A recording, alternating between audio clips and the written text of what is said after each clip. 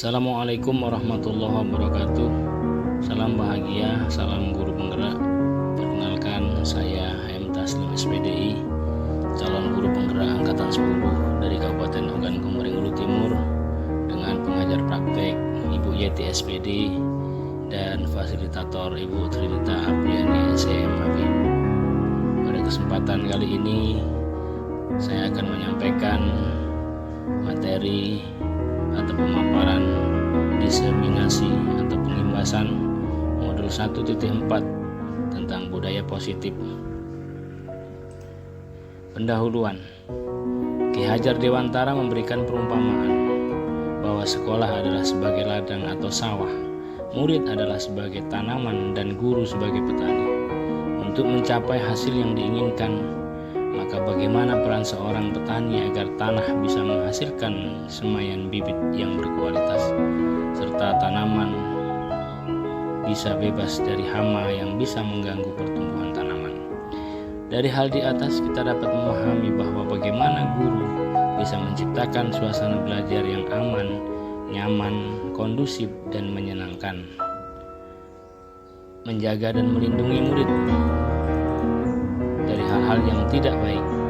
Dengan demikian, karakter murid akan berkembang dengan baik sesuai dengan profil pelajar Pancasila. Tujuan. Aksi nyata budaya positif ini bertujuan untuk menumbuhkan budaya positif di sekolah dengan meyakini nilai-nilai kebajikan universal, serta menciptakan murid yang merdeka dan mempunyai disiplin yang kuat sesuai profil pelajar Pancasila.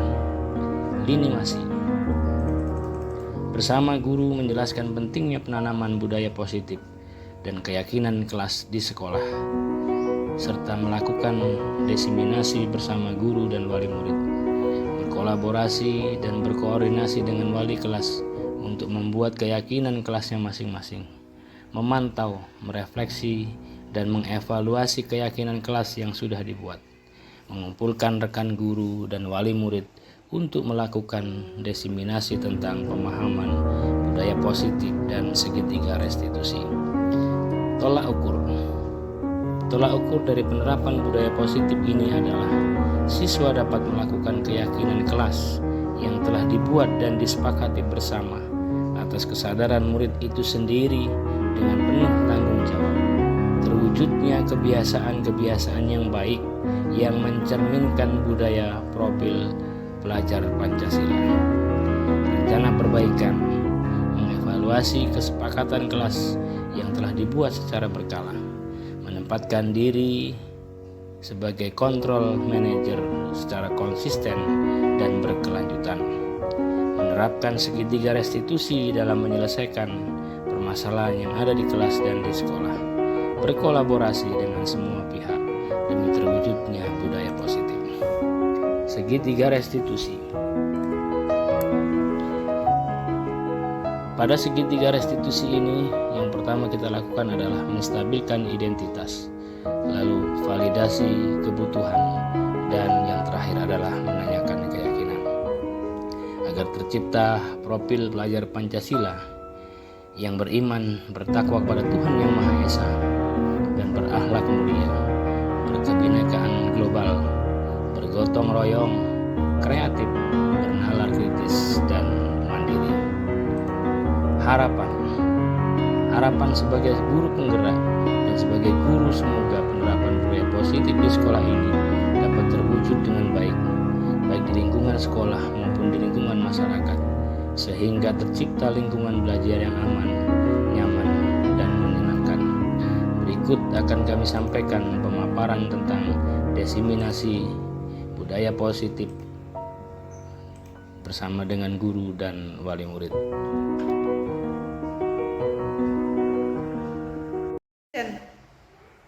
Assalamualaikum warahmatullahi wabarakatuh. Waalaikumsalam warahmatullahi wabarakatuh. Bismillahirrahmanirrahim. Alhamdulillahi wa kafa, wassalatu wassalamu ala rasulil mustafa wa ala alihi washabihi wa man ihtada ma ba'du. Yang terhormat Kepala Sekolah SDN 2 Sriwangi, yang saya hormati Bapak Ibu Guru SDN 2 Sriwangi, serta para wali siswa SDN 2 Siliwangi. Baiklah, hari ini hari Senin tanggal 3 Juni 2024 kita akan melaksanakan sebuah sosialisasi yang nantinya akan disampaikan oleh sosialisasi guru penggerak yang disampaikan oleh Bapak Taslim tentang budaya positif. Untuk itu, marilah kita buka acara pada pagi hari ini dengan bacaan basmalah secara bersama-sama. Bismillahirrahmanirrahim.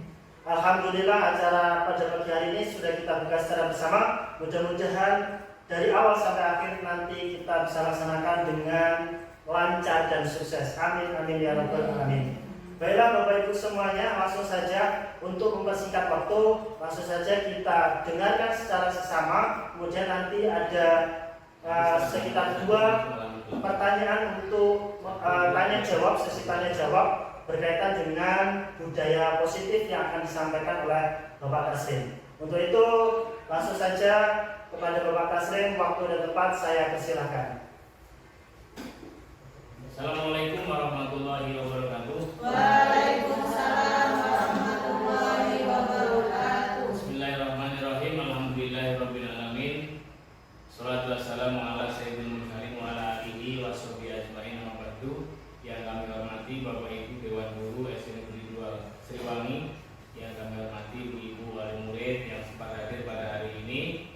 Pertama-tama marilah kita panjatkan puji syukur kita kehadirat Allah Subhanahu wa taala yang pada kesempatan hari ini masih memberikan kita nikmat kesehatan lahir dan batin sehingga kita dapat menghadiri bersama-sama kegiatan ini dalam keadaan sehat walafiat. Sholawat dan salam semoga tetap teraturkan kepada baginda Nabi Agung Muhammad Sallallahu Alaihi Wasallam yang senantiasa kita harapkan syafaatnya kelak di hari akhir.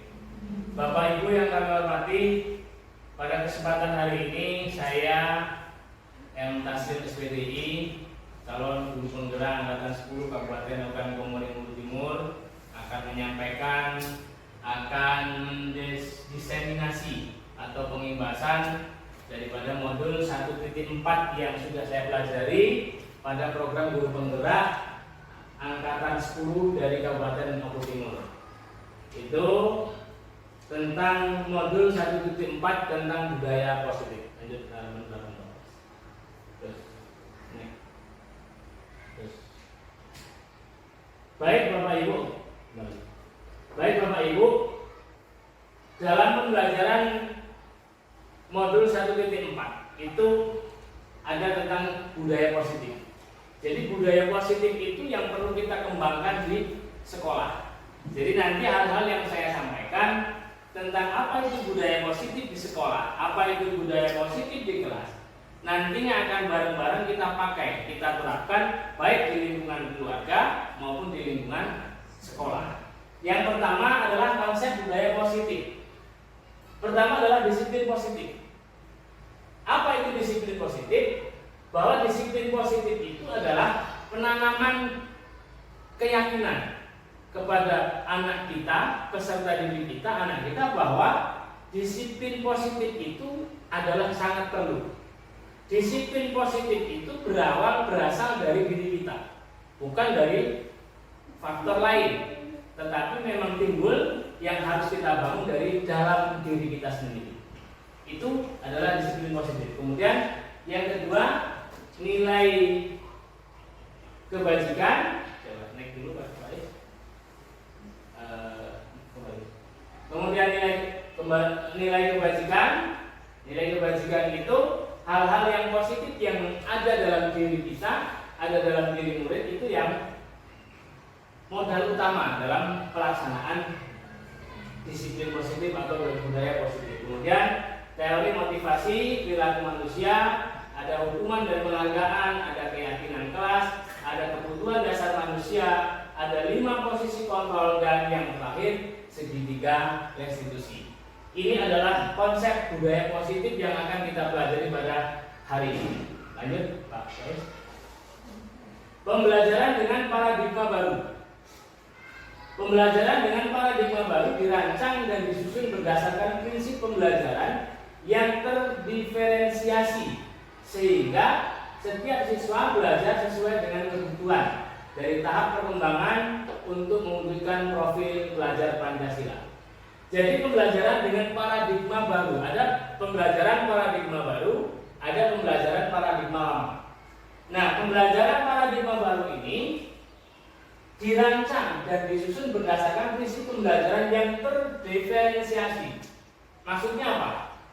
Pengembangan yang lebih baik, pengembangan yang lebih maju, bukan seperti hal yang pembelajaran yang paradigma lama. Sehingga siswa kita, anak kita itu belajar sesuai dengan kebutuhan.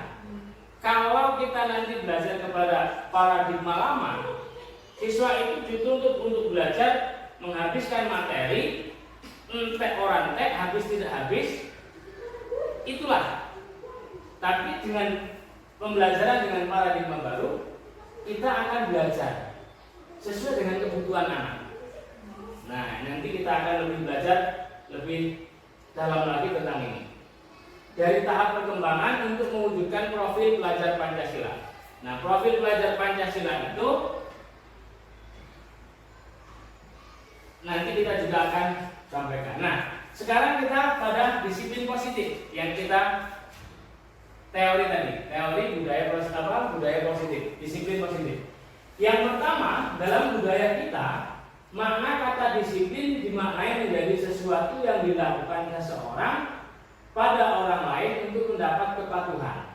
Kita cenderung menghubungkan kata disiplin dengan ketidaknyamanan. Kita perhatikan pada disiplin positif yang pertama, yaitu dalam budaya kita, makna kata disiplin itu sesuatu yang tidak nyaman, dipaksakan. Jadi misalnya kita ada peraturan, anak masuk jam 7.15, anak itu tidak nyaman. Karena apa? Karena dia terbatas kepada peraturan. Dia harus melakukan ini karena peraturan yang ditetapkan oleh sekolah ataupun di rumah. Nah, kemudian sebagai pendidik, tujuan kita adalah menciptakan murid yang memiliki disiplin diri, sehingga mereka bisa berperilaku dengan mengacu pada nilai-nilai kebajikan universal dan memiliki motivasi intrinsik, bukan ekstrinsik.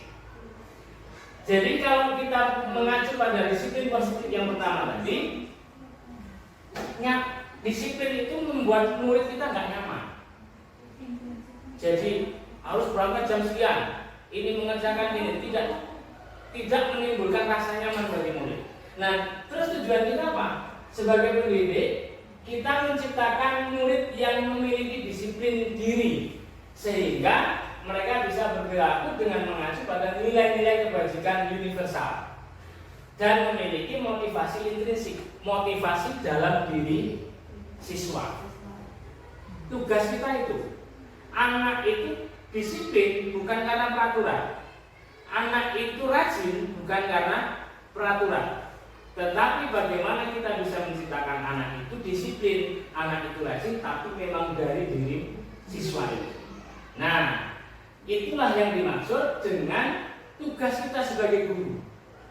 Guru tidak hanya menentukan, anak-anak masuk jam 7.15, tapi tanpa kita memberikan motivasi, memberikan contoh bagaimana kita menanamkan keyakinan bahwa disiplin itu harus dibangun dari diri siswa itu. Bukan karena peraturan, tetapi karena memang anak itu, saya itu memiliki nilai kebajikan dan kesadaran. Jadi kebajikan itu apa? Berperilaku positif, berbudaya positif, berdisiplin positif. Nah, motivasi yang timbul akhirnya intrinsik, bukan ekstrinsik. Bukan karena peraturan, bukan karena hukuman, bukan karena imbalan atau hadiah yang diberikan oleh guru ataupun orang tua. Nah, kemudian disiplin positif merupakan satu cara penerapan disiplin yang bertujuan untuk menumbuhkan kesadaran serta memberdayakan murid untuk melakukan sesuatu bukan karena perintah atau iming-iming hadiah ataupun hukuman. Jadi ketiganya sudah jelas Bapak Ibu, bahwa kata disiplin bagi murid itu adalah sesuatu yang tidak nyaman. Lalu bagaimana tugas kita?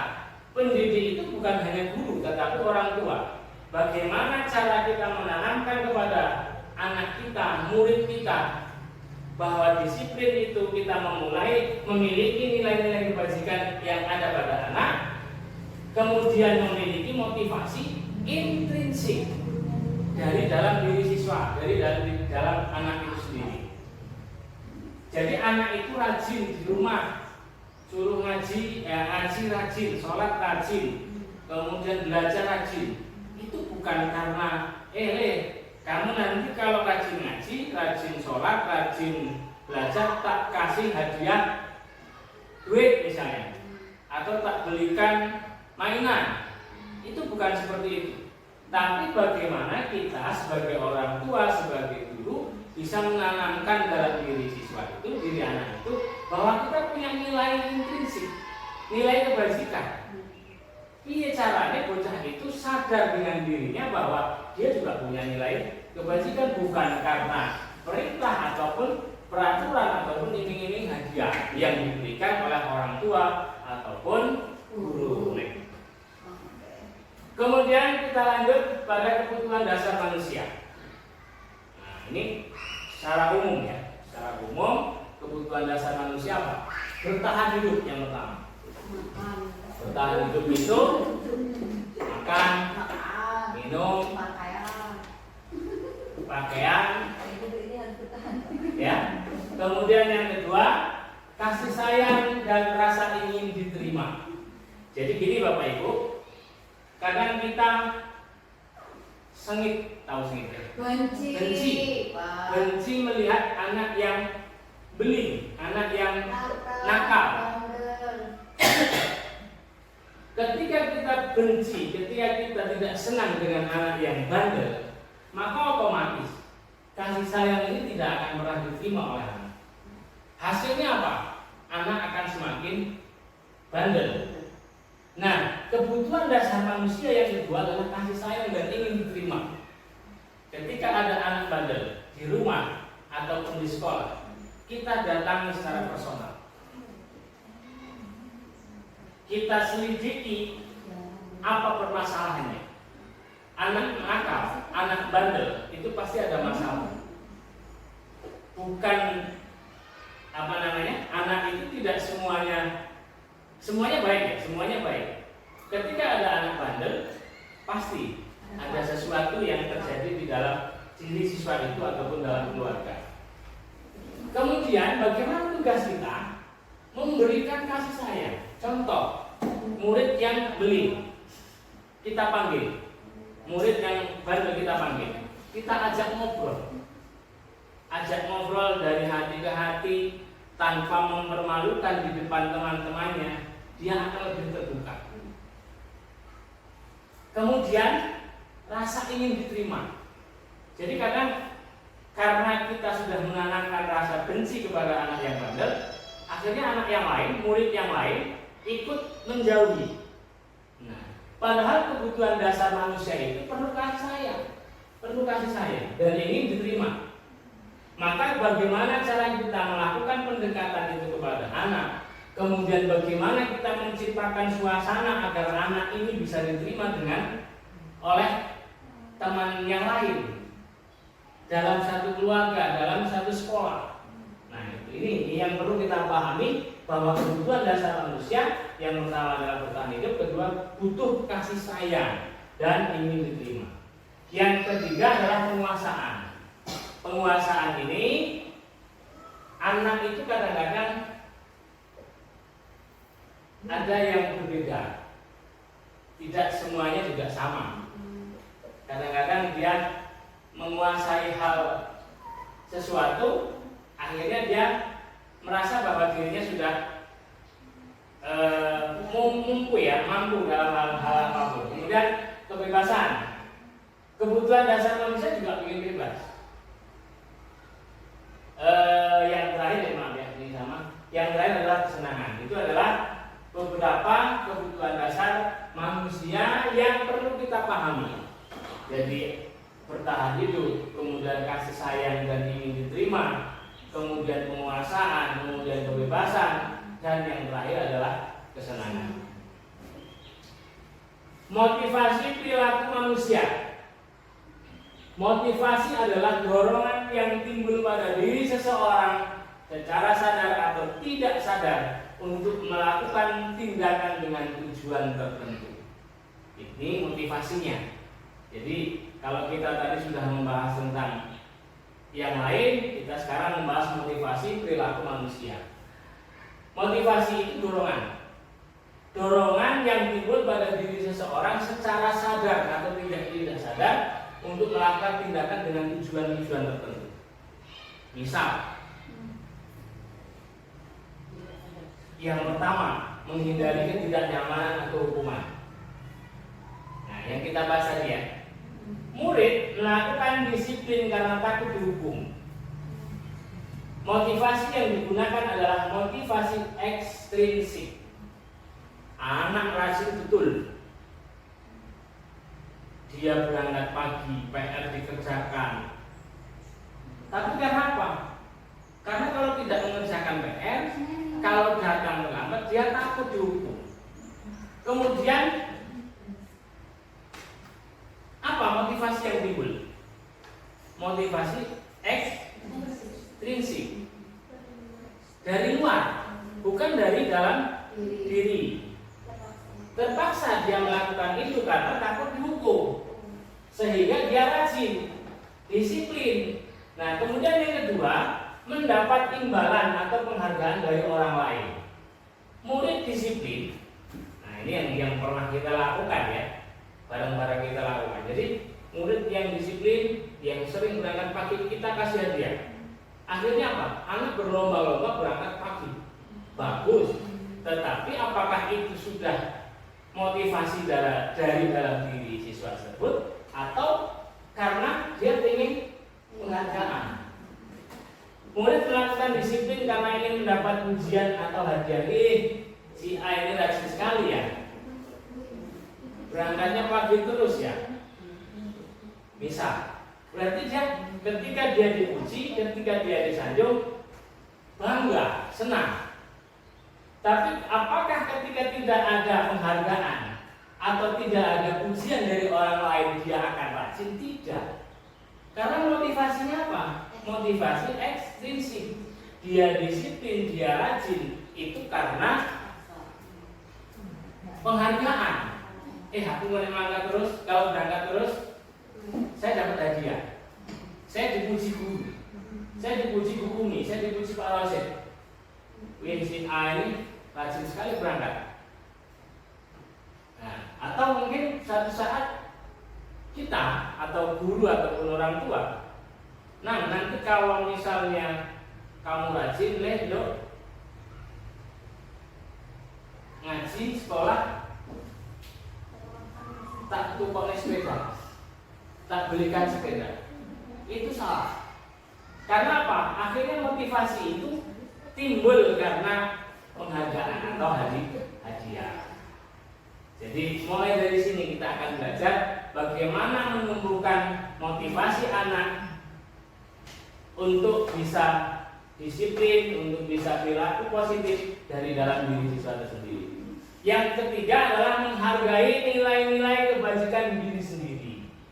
Jadi motivasi perilaku manusia yang pertama, menghindari ketidaknyamanan dan tidak dihukum, biar tidak dihukum. Yang kedua apa? Biar dapat hadiah, biar dapat pujian. Yang ketiga apa? Menghargai nilai-nilai kebajikan diri sendiri. Murid melakukan disiplin karena sadar akan nilai kebajikan dirinya. Motivasi yang digunakan adalah motivasi intrinsik.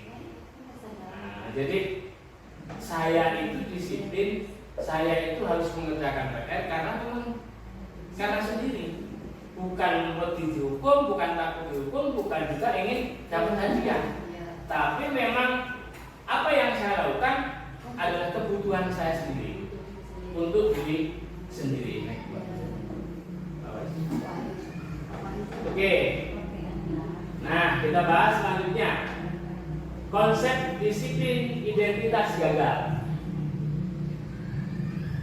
Jadi ada konsep disiplin dengan identitas gagal, ada nanti identitas berhasil.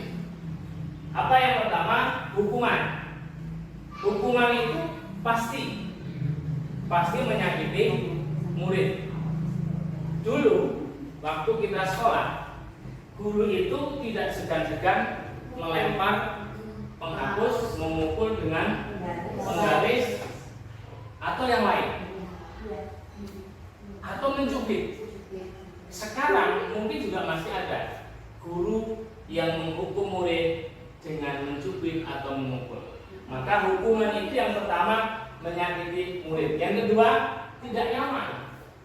Ketika murid dihukum, dia dipanggil di hadapan teman-temannya, dia merasa tidak nyaman, dia merasa malu dan segala macamnya. Ketika murid menjadi takut. Ketika Pak Rosid atau saya melakukan hukuman, ketika ada anak terlambat, saya diam, saya panggil atau saya marahi, dia takut dengan saya.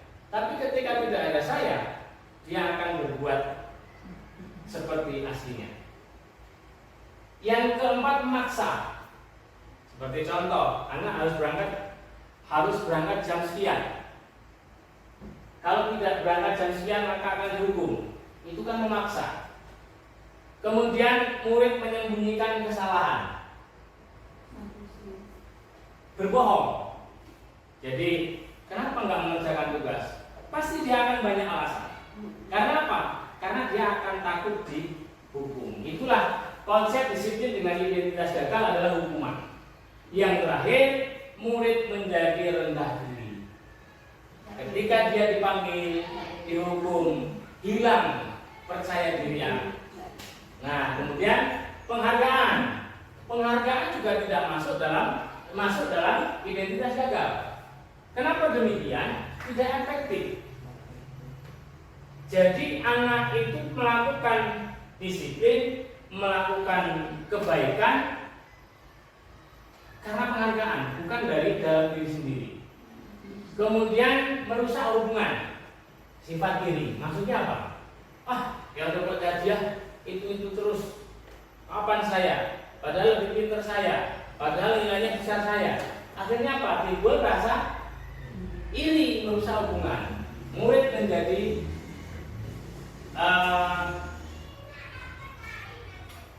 maaf, ini salah konsep ya. Coba saya lanjut sini.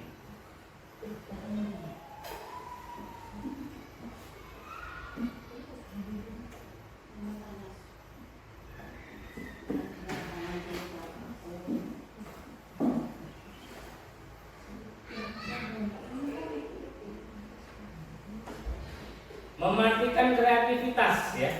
Mematikan kreativitas. Jadi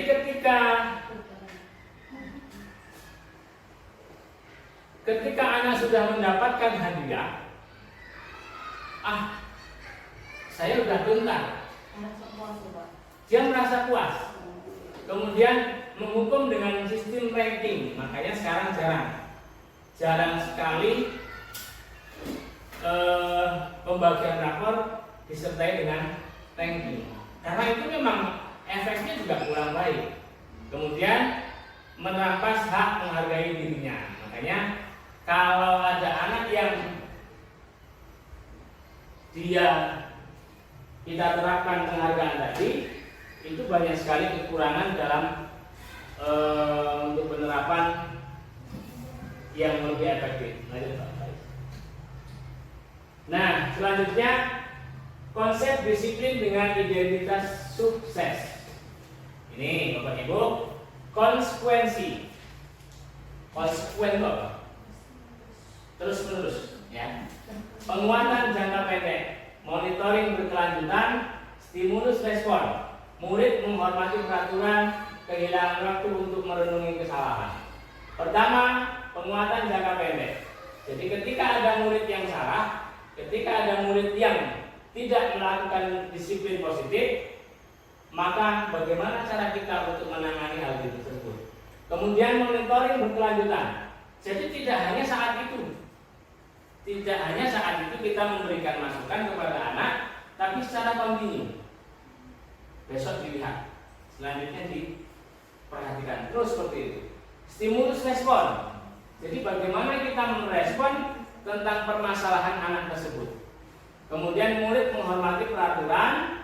Jadi peraturan yang ada di sekolah, murid itu merasa bahwa oh ini memang peraturan dan saya juga harus melaksanakan dari dalam diri saya sendiri. Kemudian kehilangan waktu untuk merenungi kesalahan. Jadi murid itu tidak terus ketika murid dihukum, maka dia akan selalu aku mau salah apa ya?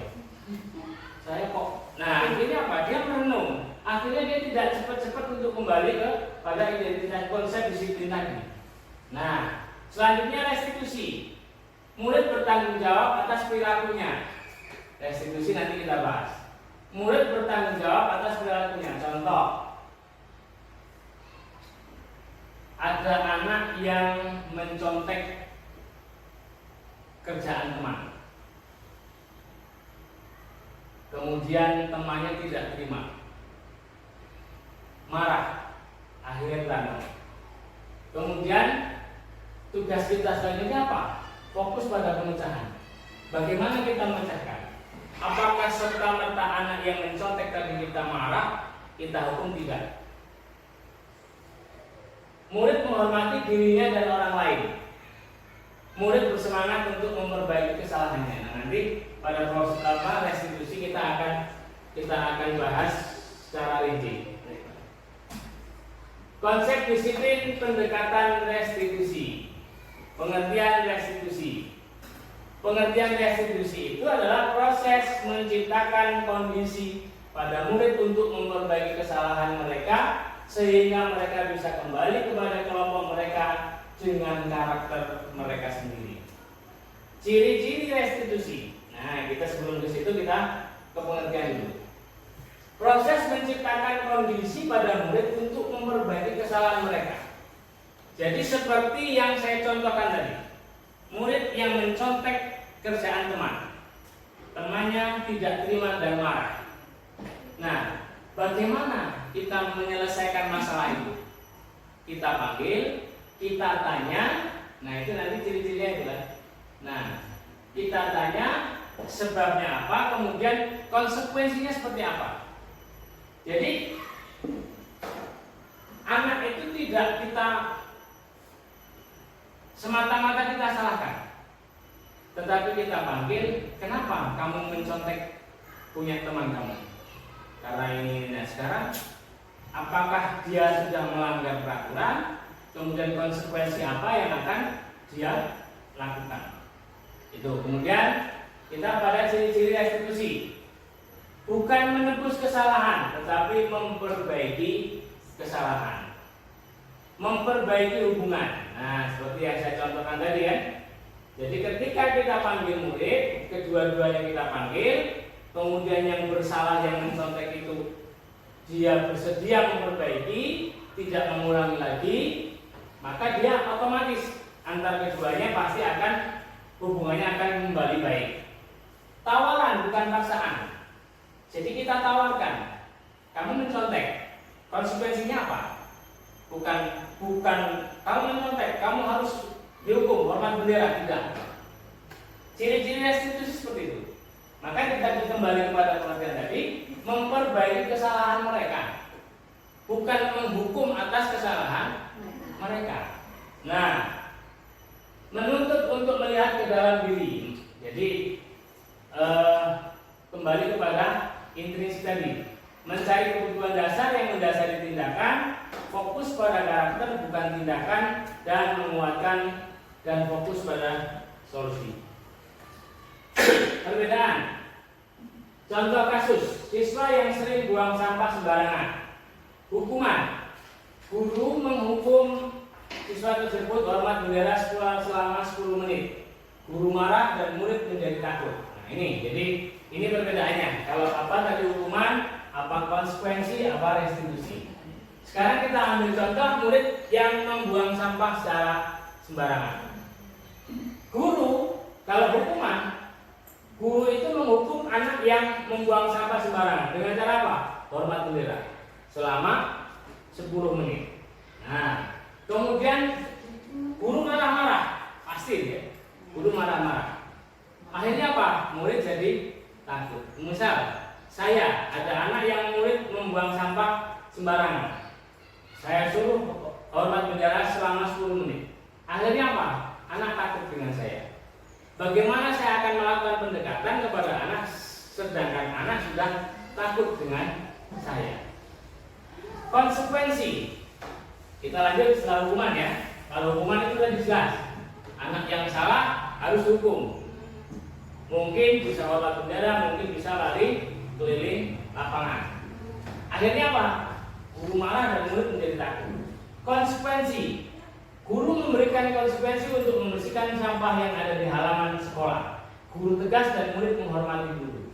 Bedanya di mana? Nah, itu. Antara hukuman, konsekuensi, dan yang ketiga restitusi. Kalau hukuman jelas, anak yang membuang sampah sembarangan dihukum hormat bendera ataupun lari keliling lapangan. Akhirnya apa? Murid jadi takut. Yang konsekuensi, guru memberikan konsekuensi. Konsekuen loh, kamu kan sudah buang sampah sembarangan. Sekarang konsekuensinya apa? Harus mengambil sampah yang dibuang tadi, ya. Atau selanjutnya juga tidak membuang sampah secara sembarangan. Guru tegas dan murid menghormati guru. Ayo, kamu sudah salah, sudah membuang sampah sembarangan. Sekarang apa? Kamu harus mengambil sampah dan tidak mengulangi lagi membuang sampah secara sembarangan. Nah, sekarang yang ketiga adalah restitusi. Restitusi itu apa? Salah satunya guru menanyakan keyakinan kelas yang dibuat dan disepakati bersama. Guru terbuka dan murid menghormati dirinya dan orang lain. Jadi nanti pada tahap selanjutnya ada yang namanya keyakinan kelas.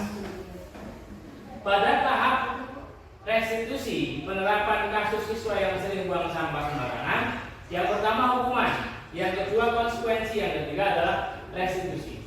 Pada tahap restitusi ini, guru menanya kepada murid tentang keyakinan kelas. Maka nanti pada tahap selanjutnya ada bagaimana cara kita membuat keyakinan kelas. Nah, dan dibuat kemudian disepakati bersama-sama dalam satu kelas. Guru terbuka dan murid menghormati dirinya dan orang lain. Guru terbuka karena dia hanya bertanya kembali. Kita sudah membuat kesepakatan keyakinan kelas atau keyakinan sekolah. Salah satunya adalah tidak membuang sampah secara sembarangan. Kan terbuka. Tidak langsung menghukum, tidak langsung memberikan konsekuensi tadi. Tanya, kamu ingat kita sudah membuat keyakinan kelas? Salah satunya apa? Tidak membuang sampah sembarangan. Nah, jadi dia ingat ketika saat itu tidak serta-merta hukum, tidak memberikan konsekuensi atau lanjut kepada lanjut kepada restitusi. Nah, ini 5 kontrol restitusi. Ini penghukum, itu pembuat rasa bersalah, itu teman, itu pemantau, itu manajer. Dari kelima ini kita sekarang di posisi mana? Ayo Bapak Ibu, wali murid juga.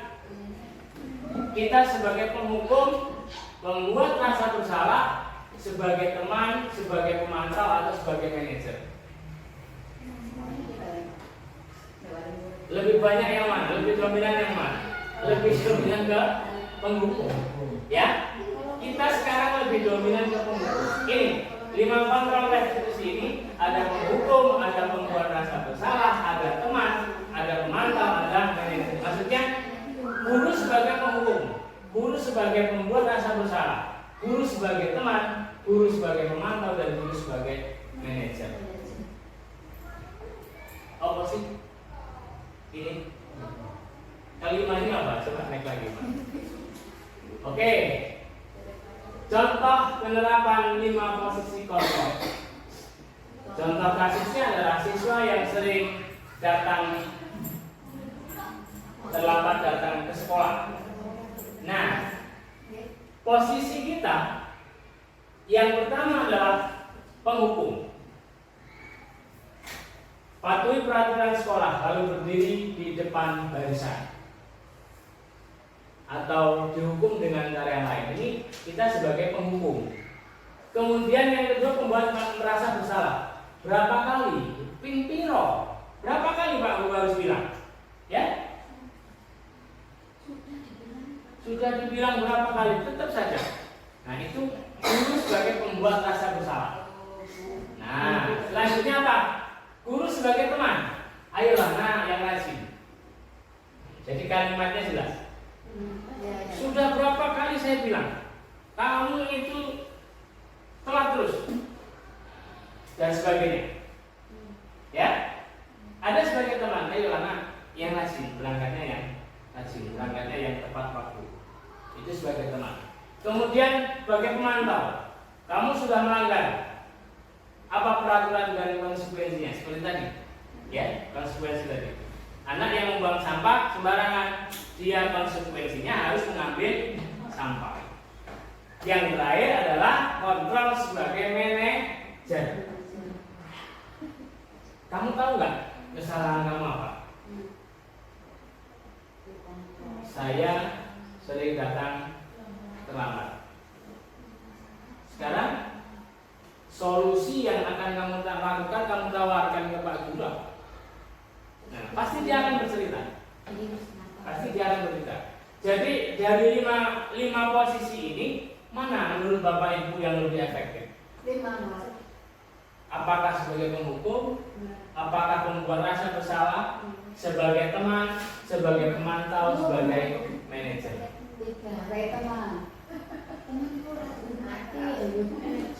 Maka yang lebih tepat adalah sebagai manajer. Jadi ketika anak kita ini bukan hanya di sekolah ya, di rumah, di sekolah, ketika anak berbuat salah, kamu sudah berbuat salah. Kesalahan apa? Kesalahan apa? Kaitannya dengan keyakinan rumah boleh lebih bukan? Ya, di rumah boleh. Jadi kita bareng-bareng, misalnya ini ada ayah, ada ibu, ada anaknya berapa? Yuk kita bareng-bareng buat keyakinan rumah. Tidak tidur larut malam, tidak bermain HP terlalu lama, jam sekian sampai jam sekian belajar. Boleh. Ketika anak itu melanggar, silakan Bapak Ibu pada posisi manajer. Kamu udah melanggar apa loh sekarang? Ya, sudah melanggar apa? Sekarang solusinya apa? Nah, itulah pendekatan kita sebagai control manager yang bisa kita lakukan, kayaknya lebih efektif daripada yang lain. Oke, lanjut Pak Faiz. Kesepakatan kelas. Nah ini, mengapa keyakinan kelas bukan peraturan kelas? Beda ya. Mengapa bukan peraturan tapi keyakinan? Mengapa kita memiliki peraturan tentang penggunaan helm pada saat mengendarai sepeda motor? Kedua, mengapa kita memiliki peraturan tentang penggunaan masker dan mencuci tangan setiap saat? Ini peraturan atau keyakinan? Peraturan ya? Peraturan. Jadi kenapa kita pakai helm? Agar kalau jatuh kepala kita terlindungi. Kenapa pakai masker dan mencuci tangan? Supaya bersih. Nah itu ini keyakinan ya, keyakinan bukan peraturan, bukan keyakinan. Oke, sekarang bagaimana kita membuat keyakinan kelas? Cara membuat keyakinan kelas yang pertama adalah berdiskusi tentang peraturan. Nah, makanya tadi kan kita membahas peraturan dan keyakinan. Peraturan sekolah apa? Peraturan kelas apa? Maka kita diskusikan bareng-bareng yang akhirnya merumuskan peraturan itu menjadi keyakinan. Kalau hanya peraturan, harus pakai seragam atribut lengkap, dan lain sebagainya.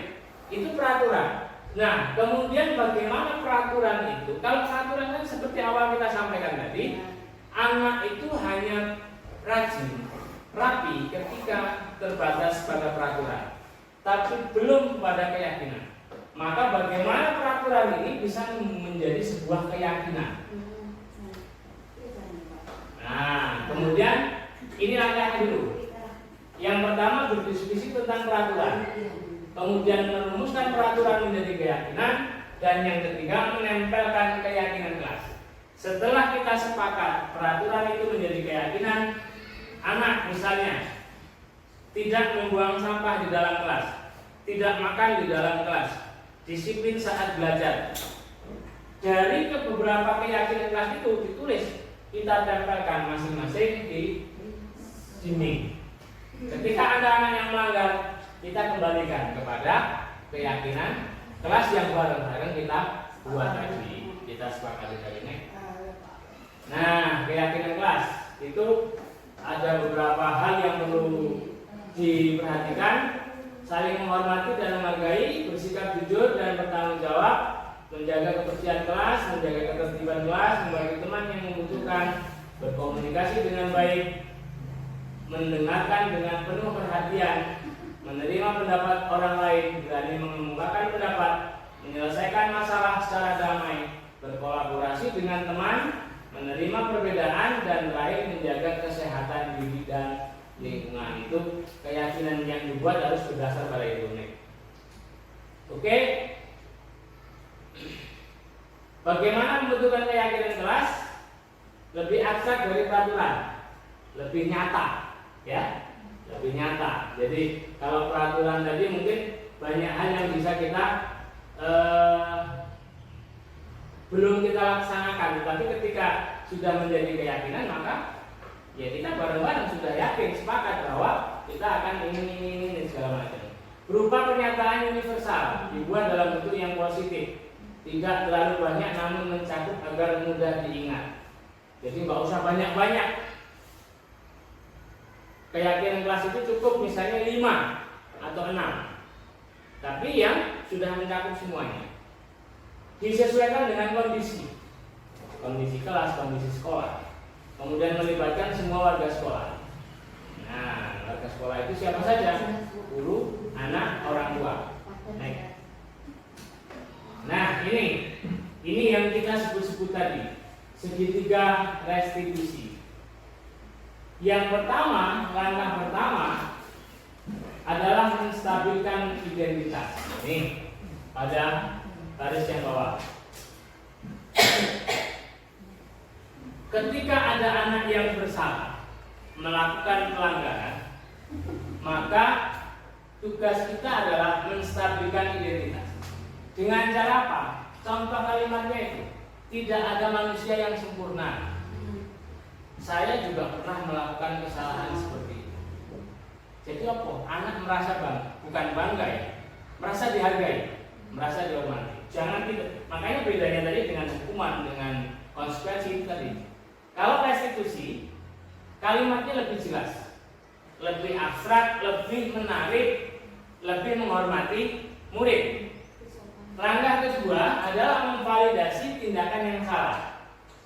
Ini validasi kebetulan atau tindakan yang salah. Kamu pasti punya alasan mengapa kamu melakukan semua ini. Kamu punya alasan pasti, ya. Kok sering datang terlambat, kok membuang sampah sembarangan. Kemudian yang ketiga ya, menanyakan keyakinan.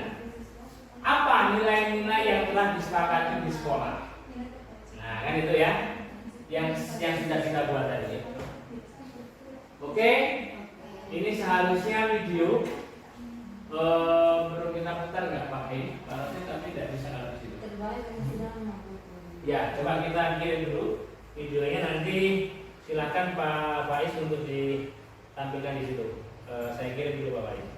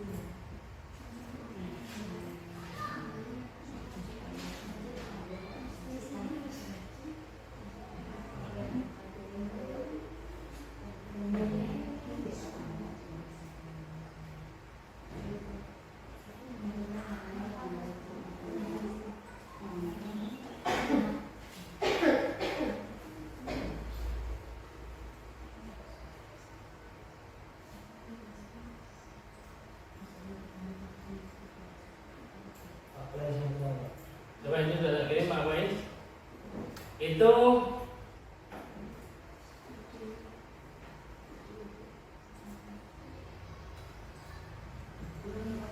nah, coba volumenya boleh ditambah. Ini contoh restitusi ya.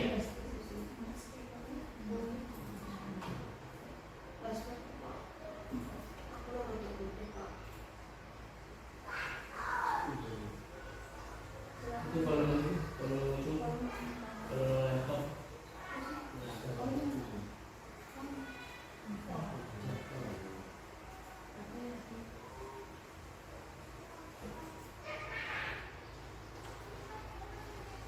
Dengar ya.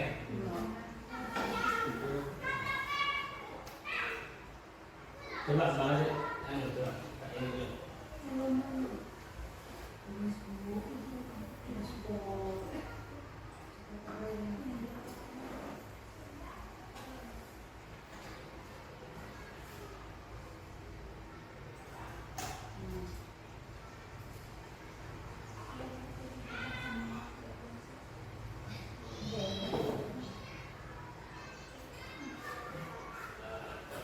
Coba Pak Faiz diulang dari awal.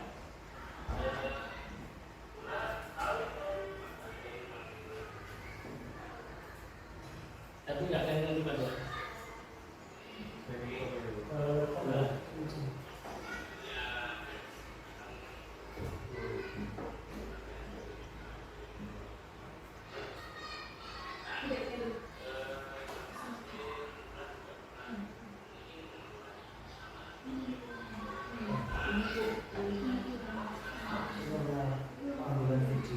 Ya, jadi baik Bapak Ibu ya. Kira-kira seperti itu.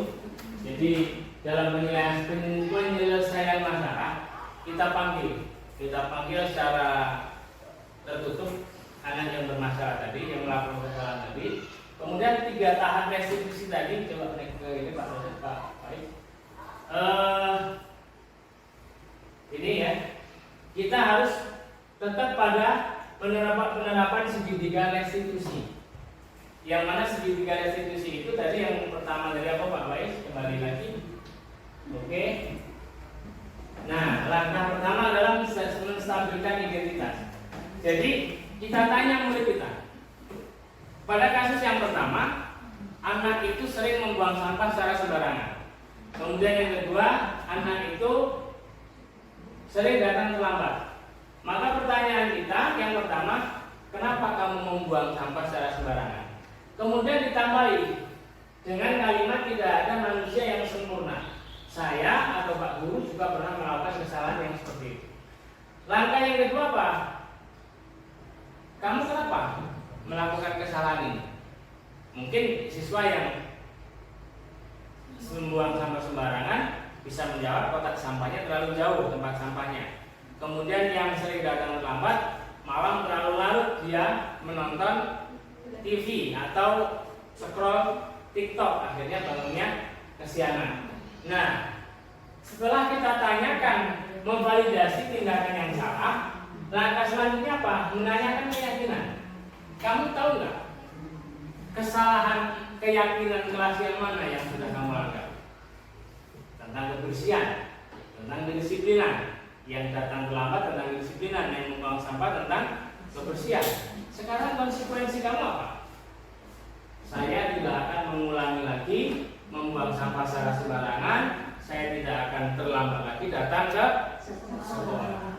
Nah, itu jadi tetap pada penyelesaian masalah itu dengan menggunakan segitiga restitusi untuk mendapatkan hasil yang sempurna. Oke, lanjut next. Ya. Dalam penerapan keyakinan kelas dan disiplin positif, guru memiliki standar kepribadian, profesional dan sosial yang baik dan mendukung, karena guru juga harus memposisikan dirinya sebagai manajer, sehingga terciptanya murid yang mandiri, berkarakter sesuai dengan profil pelajar Pancasila. Lanjut. Oke, kembali lagi tadi kita belum bahas profil pelajar Pancasila apa? Halaman terus atas naik. Oke. Lanjut terus. Oke, ini. Nah, itu soalnya. Atas naik. Nah,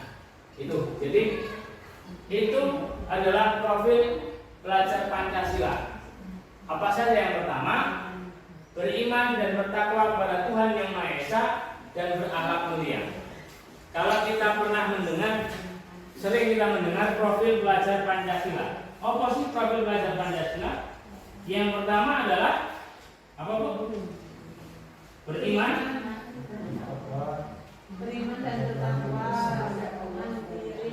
dan beriman dan bertakwa kepada Tuhan Yang Maha Esa dan berakhlak mulia.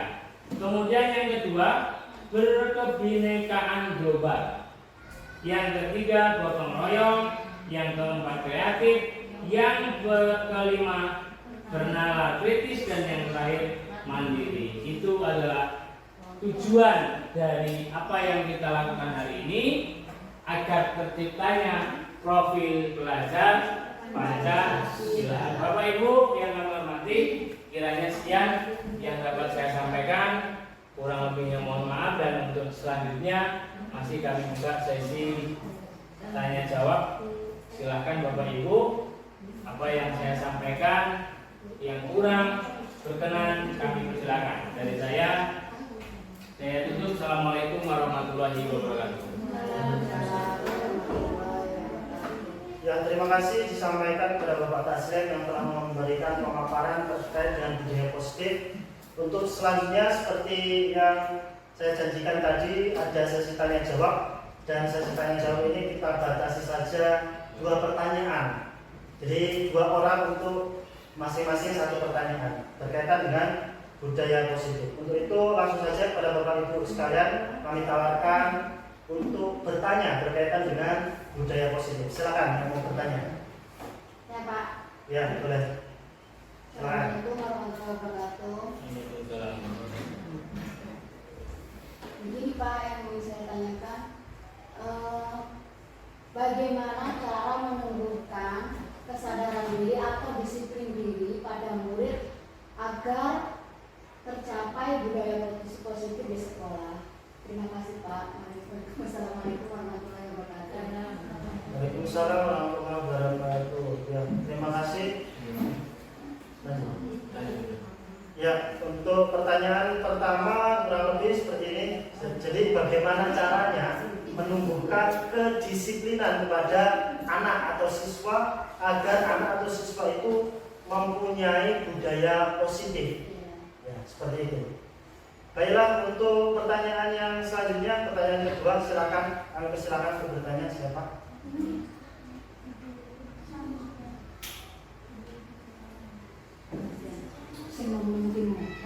Ya, silakan.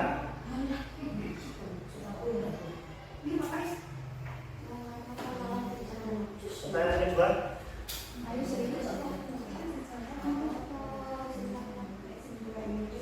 Ya. Baik, Assalamualaikum warahmatullahi wabarakatuh. Waalaikumsalam warahmatullahi wabarakatuh. Seperti yang sudah dijelaskan sama Bapak Taslim, bahwa disiplin positif itu penerapannya harus ada di dalam diri seseorang.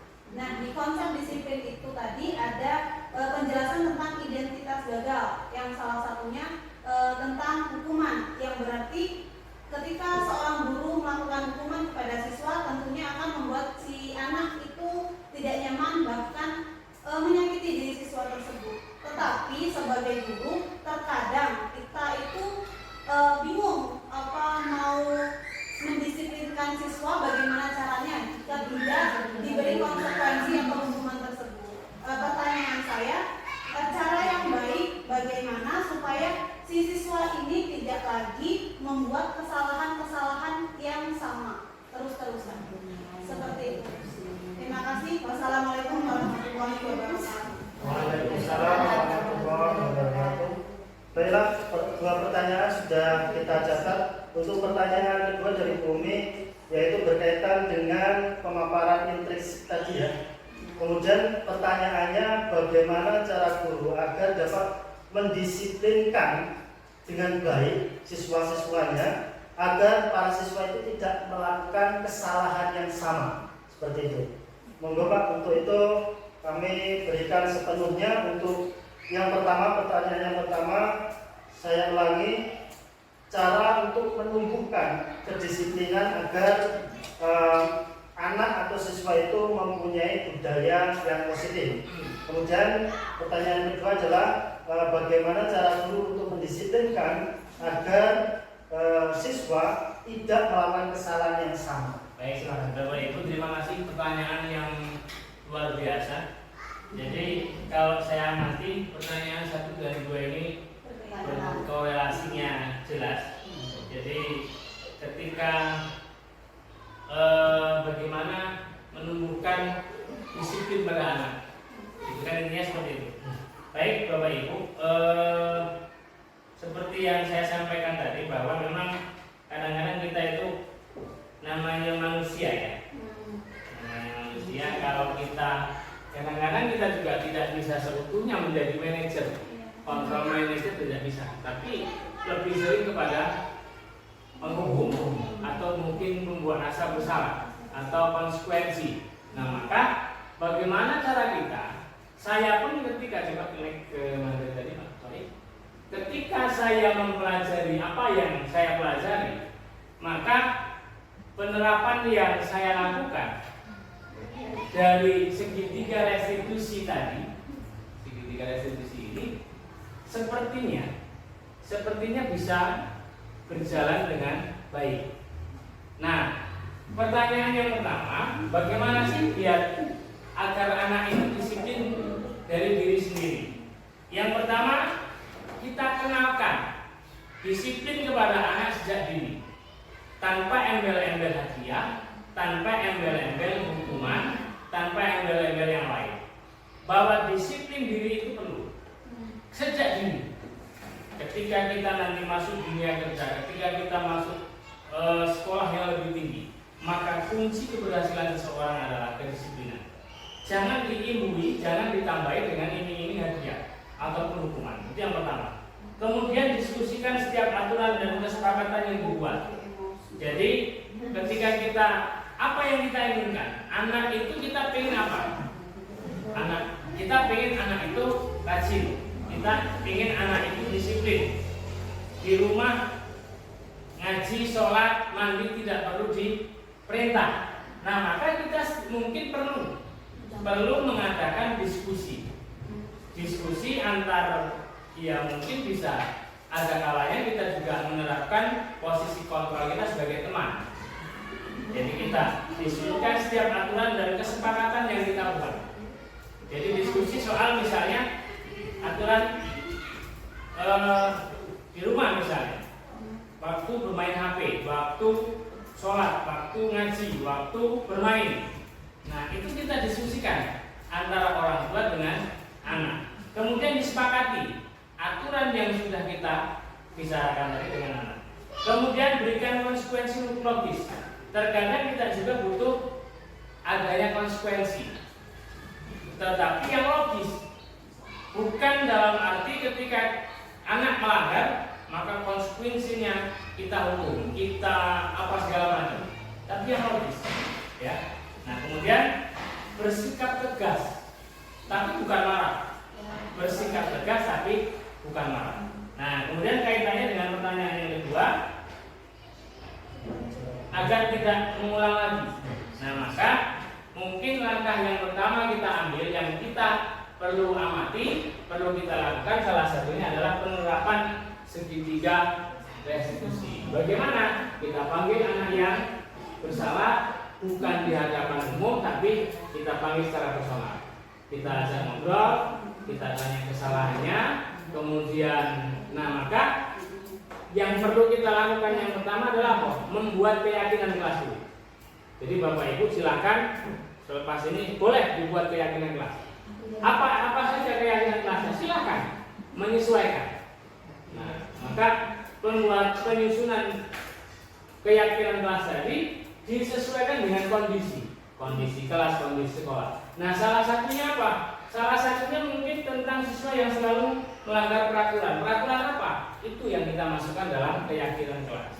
Nah, ketika keyakinan kelas kita sudah dibuat, maka pelaksanaan dari segitiga restitusi ini akan bisa mulus kita lakukan. Saya rasa demikian. Bu Ferry, Bu Umi, cukup? Terima kasih Pak. Oke. Baiklah, terima kasih untuk dua pertanyaan. Saya rasa sudah terjawab dan di dalam materi ini kita mendapatkan beberapa poin, yakni bahwa kita sebagai orang tua atau guru harus menyadari bahwa anak itu mempunyai kodrat alamnya masing-masing. Kemudian selanjutnya adalah ketika anak berperilaku itu kita harus mengutamakan intrinsik daripada ekstrinsiknya untuk memberikan kedisiplinan kepada anak-anak. Kemudian selanjutnya berkaitan dengan ekstrinsik dan intrinsik tadi adalah lebih mementingkan kesadaran atau menimbulkan rasa kesadaran daripada memberikan hukuman maupun memberikan penghargaan. Kemudian selanjutnya dari tindakan itu kita harus membuat atau mengaplikasikan yang namanya segitiga restitusi, yakni diskusi, merumuskan, kemudian kita tempelkan, sehingga ketika terjadi kesalahan kepada anak maka kita bisa menyadarkan atau memberikan pengetahuan tentang apa yang sudah dirumuskan oleh kita semua. Ini yang paling penting adalah bahwa kita sebagai guru atau orang tua kita harus tegas, kemudian disiplin, serta harus kontinu dalam melaksanakan apa yang sudah kita rumuskan. Karena ketika kita tidak kontinu atau berkelanjutan, maka kesalahan yang sama akan terjadi kembali di lain waktu. Mungkin itu saja yang mungkin dapat kita sampaikan. Alhamdulillah untuk kegiatan pada pagi hari ini sudah selesai. Mudah-mudahan bermanfaat untuk kita semuanya, dan mudah-mudahan kita semuanya dari hari ini sampai seterusnya dapat melaksanakan apa yang kita dapatkan di ruangan ini. Terima kasih. Untuk selanjutnya kita tutup kegiatan pada pagi hari ini dengan bacaan tahmid secara bersama-sama. Alhamdulillahirabbil alamin. Cukup sekian dari saya. Mohon maaf jika ada kesalahan. Wallahu muwaffiq ila aqwamit thoriq. Wassalamualaikum warahmatullahi wabarakatuh.